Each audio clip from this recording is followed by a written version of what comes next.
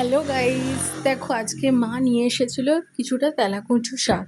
তো সেটাই আজকে রান্না করেছিলাম। দেখো এখানে পেঁয়াজ লঙ্কা কেটে নিয়েছে, আর এখানে দেখো রয়েছে ডুমো ডুমো করে আলু কেটে নিয়েছে, আর এখানে কাঁঠালের দানাগুলো ছোট ছোট করে কেটে নিয়েছিলাম। তারপর দেখো কড়াইটাও বসিয়ে দিয়েছিলাম, আর বাইরে দেখো আজকে খুব রোদ্দুর বেরিয়েছে।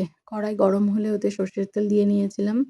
একটু তেলটা ভালো করে গরম হলে ওর মধ্যে ডুমো ডুমো করে কেটে রাখা আলুগুলো দিয়ে নুন আর হলুদ দিয়ে ভালো করে ভেজে নিয়ে আলুগুলোর মধ্যেই পরে যে কেটে রাখা কাঁঠালের দানাগুলো সেগুলো দিয়ে ভালো করে ভেজে নিয়েছিলাম।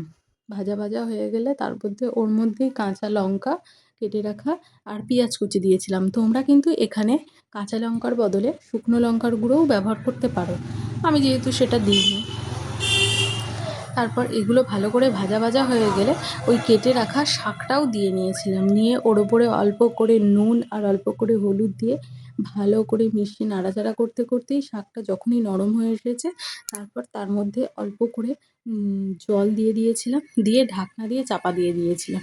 তারপর হয়ে গেছিলো রেডি শাকটা। এবার তোমাদের যদি ভালো লেগে থাকে প্লিজ লাইক কমেন্ট শেয়ার করতে ভুলো না।